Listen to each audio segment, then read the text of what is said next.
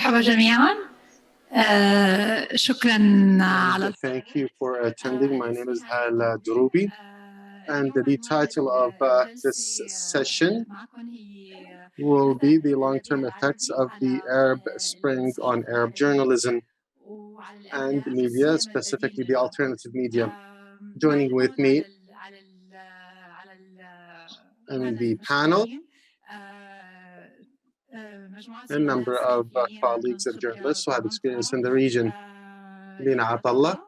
Lina Atallah is a journalist for 20 years in Egypt and one of the co-founders of a website, and she was an editor. She was at a time editor-in-chief. Joined me also Jean Assir, the founder, assistant founder of Megaphone and CEO of Megaphone. Ramzi Testel, also a founder of Sawt, a website, one of the pioneering websites in producing podcasts in the region, based in Jordan. The common thing between our colleagues here is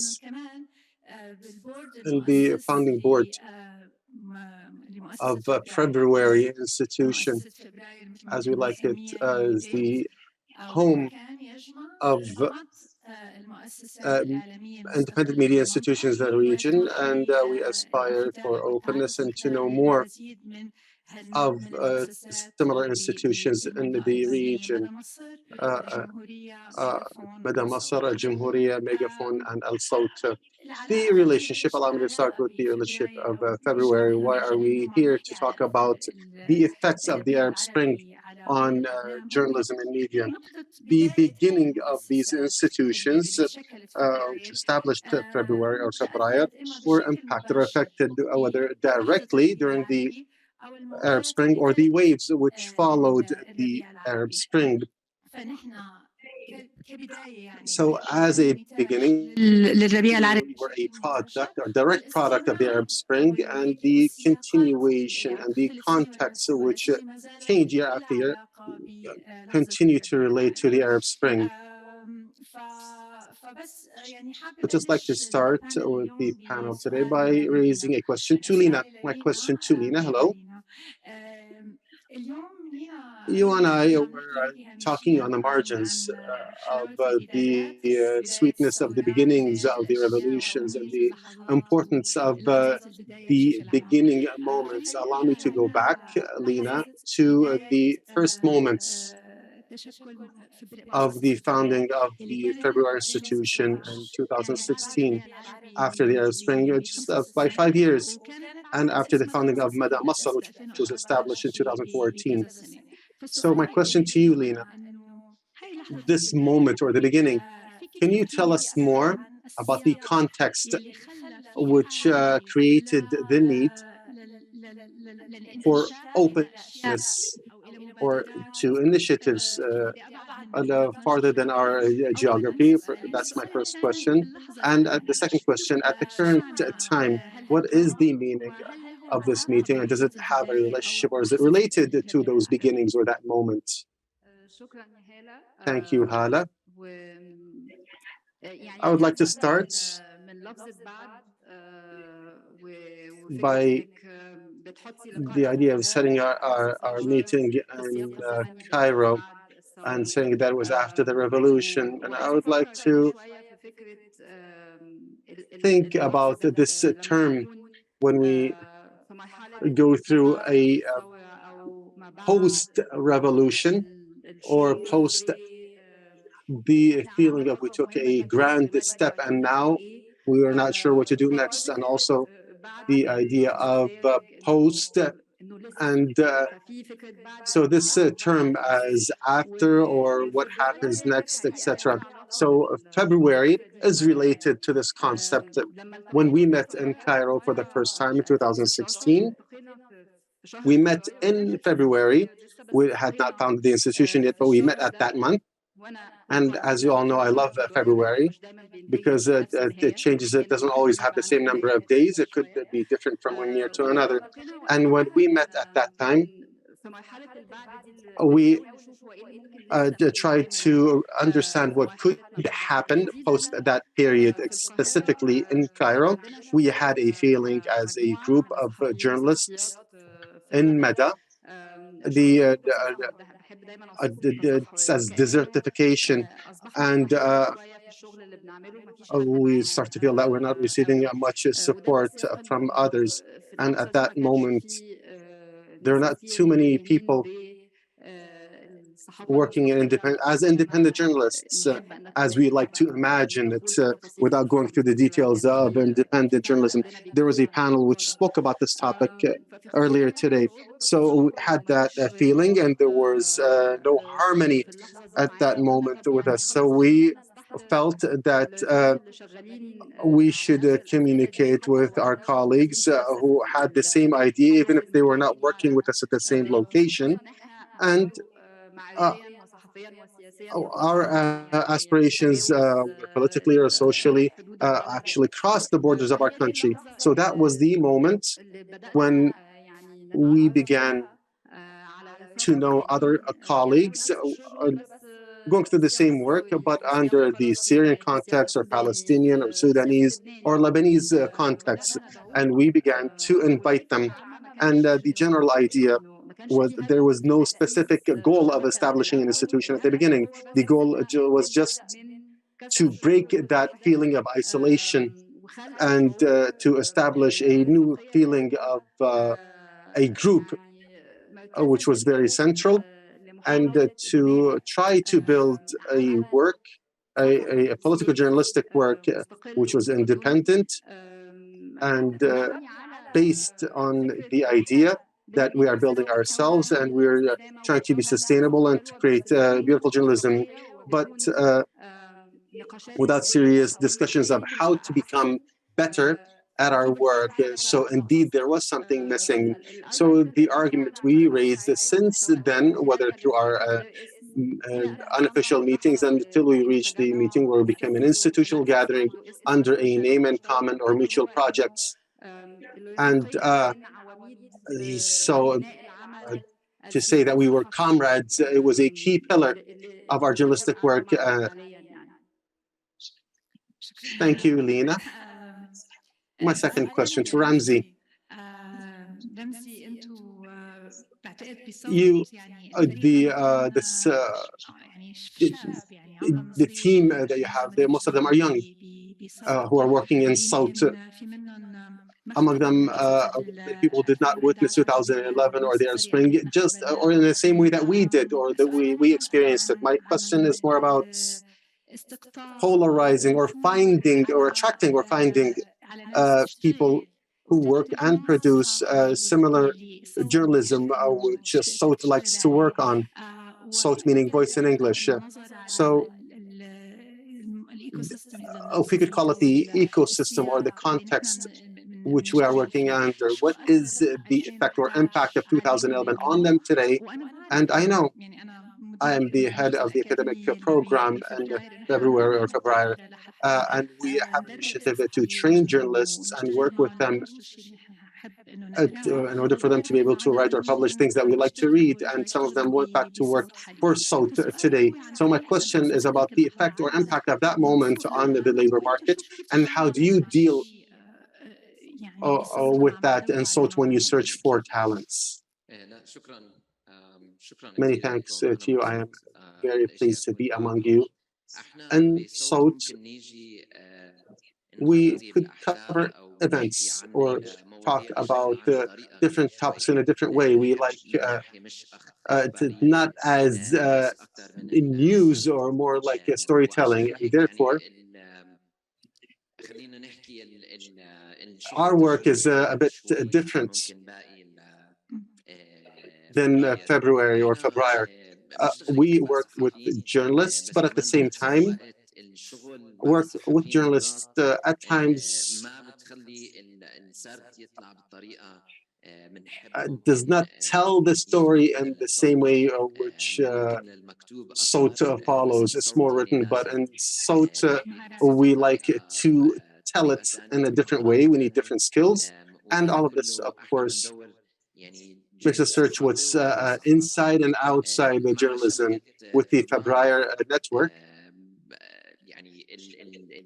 Our SOT network grew massively, and we stepped out Jordan and Palestine and Egypt. And just recently, we employed someone from Morocco. And for the first time, someone who's a bit farther geographically start to work with us, but at the same time, academics is very important for Breyer, and also one of the key goals of is to create skills and individuals who work in journalism and know the basics, but at the same time know digital media and the internet and are experienced in them. And these are the people we like to work with. And therefore, we employed more than one person. And many of our employees also participated in the Counter Academy or the Alternative Academy. I have other questions I'd like to ask Jean, and then I'll come back to you. Jean, Megaphone in Lebanon. It's more specific or has many specifics. For example, Lebanon in itself is specific, but the experience of Megaphone came post or after the other institutions, or the initiative was born after 2015, or the movement of 2015 in Lebanon. Then the work began in 2017, and it always, of course, began during the revolution, whether the first or the later revolution in 2019. But not too much time between 2019 or 2017, but many things changed in Lebanon, and the observers from outside Lebanon wrote as if there is an isolation in Lebanon. Or darkness, perhaps because of lack of electricity. So it's different to work in Lebanon. And as if Megaphone is working on the margins. Of course, we all work on margins, but I'm curious to know, first, can you tell us more about the margin where Megaphone works under in Lebanon and the ecosystem or the context surrounding it? That's number one. My second question, if you would like to answer the first and come back. Now, as for the first question, the margin which we work under, and we have the challenges of infrastructure. The challenges start from the infrastructure, the internet, and who is following us or is able to follow us because of the weakness of the service. And we have social media and videos. Also, who we can attract. We start how to maintain our team, not to migrate to leave the country, but at the same time, how to attract students, fresh graduates from colleges of media, and to work on a media platform creating digital content. Here, I'd like to come back to the academy. Therefore, we have a mutual investment from different platforms in the region, and we graduate students. They have a different approach to media, not like the ones they learned in the College of Media in our country. First of all, they have a major investment, especially related to the situation in Lebanon. With regards to the talent or skills attracted from abroad. The second margin is political, of course, related to the moment. I believe others witnessed just 4 years after the counter-revolutions was with the moment of defeat. And this moment, even if we're not opposition media, but we could deal with different authorities, and many questions raised about programming and the editorial approach. How can we continue to say something with meaning after all meanings were lost from politics in a country such as Lebanon, witnessing the third biggest non-nuclear explosion? And with that result, we ask ourselves today, so what are the journalists to do, whether critical or investigative? What can we do? And this raised many questions on us, and our colleagues in Syria and Egypt also asked the same questions. The first feeling is for us to talk with people outside Lebanon and to connect the experience of the revolution with others. And that started 10 years ago. And Megaphone, we began, or the flame was in 2015. I believe it was very late. Lebanon was very late to join the wave of revolutions. But for us, 2011 is the moment of our establishment. And that was my second question. But I wanted to ask, we were talking, you and I, before the session, and we spoke about the moment of, or the beginning, and of course we cannot separate it, even if it did begin in 2015 or 17, but its relationship to 2011. I would like to tell us in details about the effects of 2011 on the beginning, or the moment of the beginning, and is there something continuous till date? First of all, the moment or the beginning, I believe Lebanon was very late on two levels, whether the revolution, which began in 2013 or 2019, but on the media scale as well, or level. The media transform to digital only occurred in 2015 or 16, when we began to witness platforms such as ARIJ and Megaphone, which tried to deliver media or journalistic work on it's a mainstream, not a niche. This began in the Arab world from the beginning of the revolutions, and we were late to join. So we tried to see what they were doing and inspire ourselves, such as what happened in Egypt. On the second level, which I mentioned a moment ago, is the transformations of our editorial approach. And Megaphone, we began to focus on the explainer journalism, which made news available to everyone. And after the uprising, the role was completely different. Megaphone also started to focus on dissembling the dominating rhetoric of the authority and domination, whether on the terms and non-official statements. Today, we came back to a moment which is similar to the moments of defeat, and it forced us to go back to 2011 and the lessons learned from that year. What Lena mentioned about the need to step out of our shells or our local context. The first thing, this is what we are going towards today, and this is also related to our nature as a media based in Beirut, and this is a historic city and always played a role. And this platform had to combine intellects and politicians, as well as Arab journalists, which could share their expertise and think together. So based on that, 2011 is the establishing moment for us. And I believe it's still a moment which we can inspire from if we want to think of a new horizon. I have other questions, but we delivered some from our audience, so let's go to them first. Then we'll come back to my questions. And of course, if any of the attendants has a question he or she would like to raise, then please go ahead.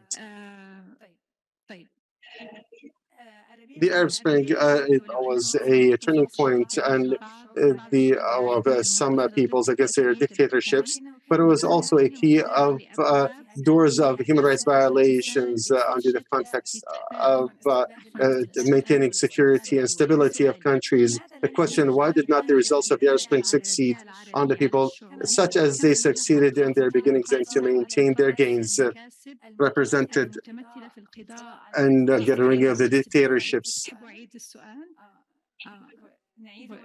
Is the question clear? So why did, in other words, why did the Arab Spring not succeed,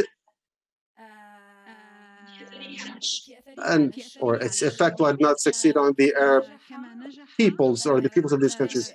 What I understand from the question is the beginnings were successful, but the effects or the impacts were not so successful on the peoples of these countries of the Arab Spring. Do you have an opinion?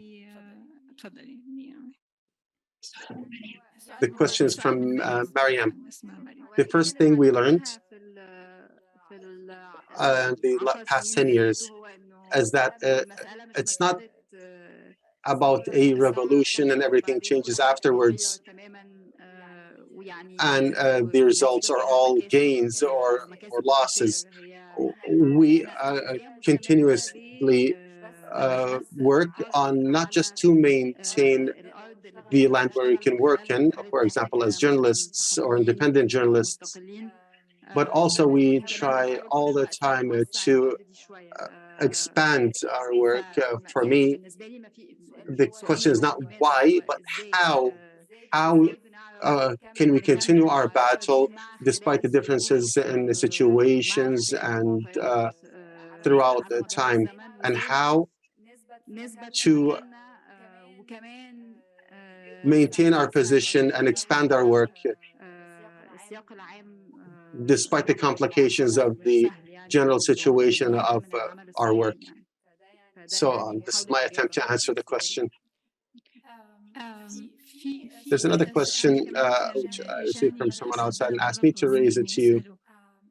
إنه In 2011, 2011 كانت the initiatives or the institutions يعني which were new at that time, now they're 10 years old and they're no longer new. So any of you, does he or she have a vision of what is new currently? And is there any effect, whether a reaction or action from 2011 to the new which you are witnessing now?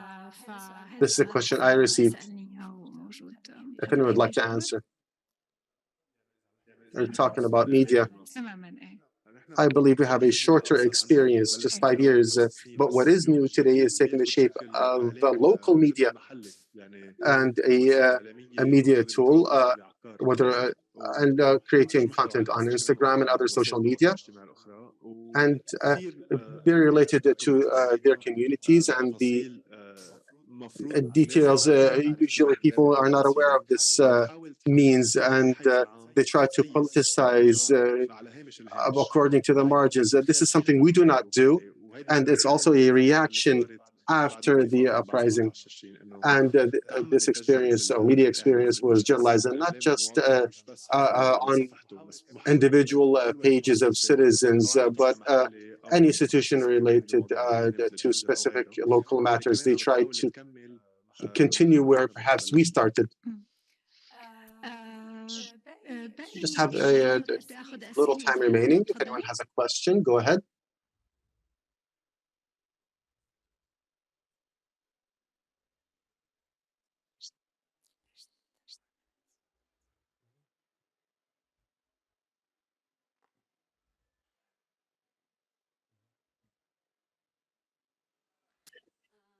Good day to you all. I have a question. After 2011, specifically with regards to independent media, they're facing a difficulty of getting finance. And the examples or the models today we have on the platform, how far can it be an economic one, and how can they continue without the support that you are receiving? Can you repeat the question, please, because it was not clear to us. After 2011, the media institutions, especially the independent ones, are facing difficulties of let's say, attracting advertising or to self-finance themselves. 10 years since that time. Now, the Lebanese model, how far can you run it economically and to continue your work without external support or the support that you're receiving? So the question is about the financial, economic difficulties which you face at the beginning in comparison to today or the present. If you could tell us about the finance. How can you sustain your work and make it not to rely just on supporters? There's more than one way, but we all succeeded and failed in some situations. This is part of our stories. And for me, there's more than one way. As I left other institutions and began with the South since 5 or 6 years ago. And from each experience, I learned something new and found new things. And this is part of the network, not just Febrayer is that we learn from each other. And this is very important. My principle is not to have one single source or key source for our income. The more the resources, the more flexibility we have to cover and work in liberty. So this is my principle, but it's not a simple topic at all. And there are many institutions or people who are searching for financial support. and I'm not sure. And each year, I believe that there are less institutions providing that kind of support, but we try to find the means together. There are things that we can do by ourselves, and there are other things that would be better if we work together.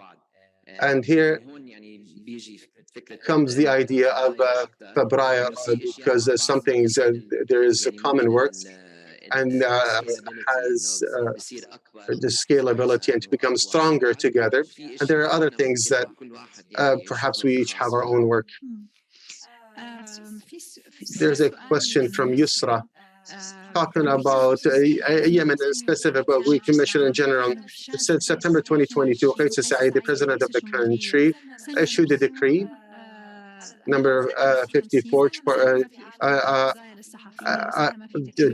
actually shut many journalists' mouths or oppress them.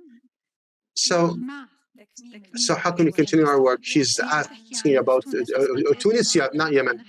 But as our individual experiences, how can we continue with our work when we face such organized actions or laws from governments or countries? We all, I wouldn't say the same, but similar questions, but there are more than several things that we can do in our experience. So we have a key thing about group work and a key part of the protection of independent journalism. There are difficult moments is for there to be, whatever the construction is or the institutional construction is, that people can work together and assist each other specifically in difficult moments. At the same time, it will be the front which raises the level of journalism. And in my opinion, the more the threshold or the professional threshold raises it, the more difficult it will be for them to target us. I know this is difficult to believe, but actually, in my case, or our cases as comrades or rifaqa, there's a pivotal thing related to our main weapon is our journalism or our work. And I feel threatened when one of us decides to quit or to stop. I believe this is the moment where they can truly target us and affect us. And in order for this continuation of sustainability, we have to work as a team or a group, because an individual cannot face all of this pressure or contain it. When we talk about groups or teams, we talk about the first group, let's say the first nuclear family of journalism, but also the extended family. And when we decided in 2016 for their to switch or transform to Fabrayar, there was an extension to our family or journalistic family, which also assisted us to continue our work and to deal with the pressures. Indeed, it is not just a friendship, it's even on the political scale. This is what supports us and makes us know or pushes us to continue. So in my opinion, this group work or teams and always to focus on journalism and to continue and not to fear, because actually this is our protection and nothing else. We have a question here. We're proposing this in English, Michael Irving from International Media Support. Going back to that issue of funding, I think you're very nice in responding, because everybody knows doing independent media in this region that it's almost impossible to self-generate what it costs to drive a business.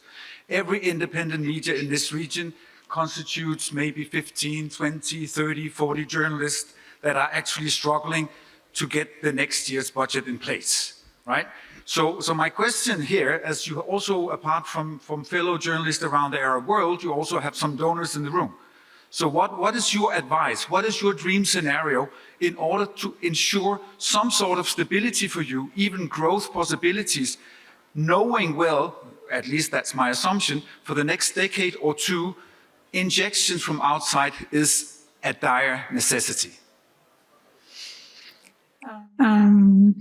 Jean, would you take it?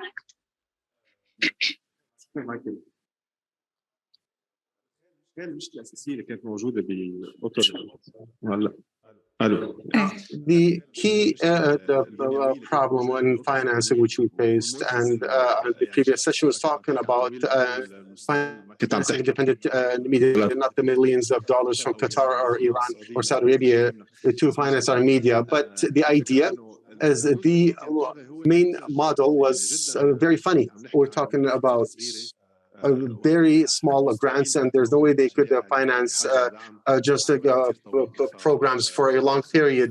Lately, there has been a transformation for grants, which is positive, and we need to go more in that direction. This type of support, the core support, which knows that any media institution within the 6 years or 1 year cannot become sustainable. And at the same time, none of us would apply for a grant or proposal if they have a strong business model. So we are aware not just of the need of the continuation, but we would like to have other incomes through these means. But the basics of our existence is for the necessary support to continue, not just the small support or grants on small periods, and also the NGOs and their mentality. We need 5 topics, for example, in a specific field.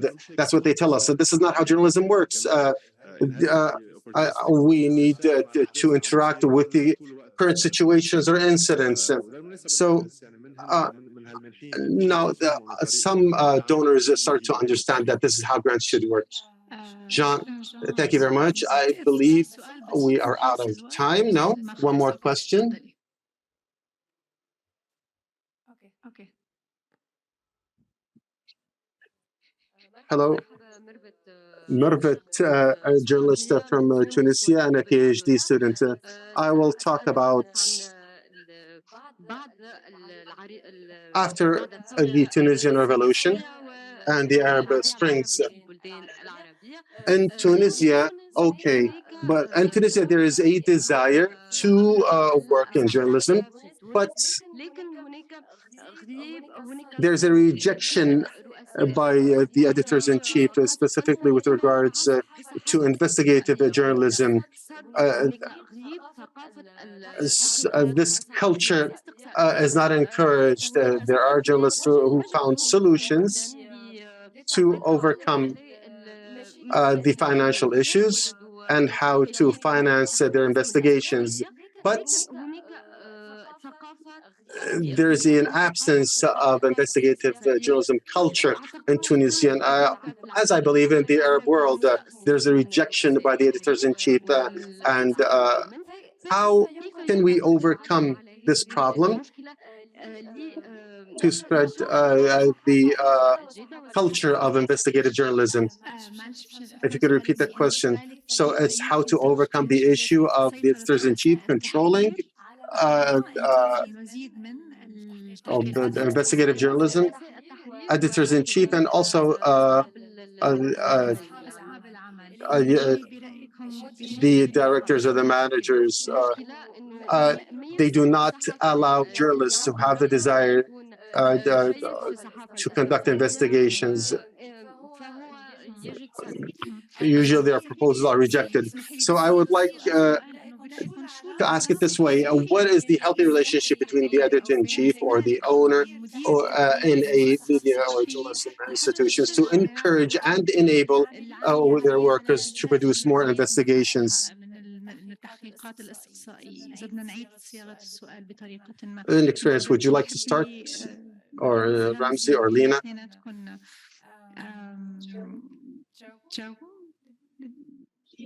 Lena? كنا انك اشتغلتي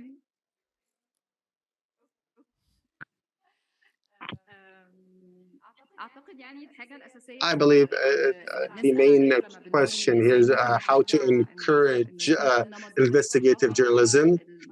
It's about how, for the editors, to be convinced to provide us with time, because it requires research and time to go back and ask and gather information and analyze. As we all know that this is an ARIJ conference, and the basis here is the encouragement of investigative journalism. So many editor chief believe that they should receive our products very quickly, and we're short on time. And of course, there are this. If we would like to talk about our experience, our platform that collects our news in a very quick way. And it's not just because we have workers in the news, but this fast pace will be the, let's say, the decisive point. And as you know, investigative journalism takes time, that is slow, and because it requires time to gather information, analyze them. Now, the main idea, how, an answer to your question is how, for there to be an understanding by the editors that the product doesn't always have to be in quantity or immediate, and that we have to believe that if we give some content more time, then something good or a good product can come out of it. But this also relies on two key components: for there to be a clear methodology of investigative journalism. What is our methodology in gathering information and analyzing them, etc. The second point is the follow-up of the editorial and continuous feedback for the journalists, and not just to work by themselves. I believe these are the two key elements, in addition to that we need time to create a good media product. We have economic programs which require months to work on to create one episode. And just like Lena mentioned, there is a lack or weakness on many levels. Sometimes the slow work could be better, but it is slow and it requires time. And we are only one company. We produce between 100 and 150 episodes a year. And still there's a lot of work on all levels to work in a specific way. But we selected, as the SOT, we selected our own way, which is very slow, takes a lot of time, but the result is always strong. So from investigations to fast news, again, slow to fast, this requires work on all levels. So production requires time. Very well. They're telling me that our time has run out. Thank you, Lena, Jean, Ramzi. Thank you all. That's it. Thank you very much for attending.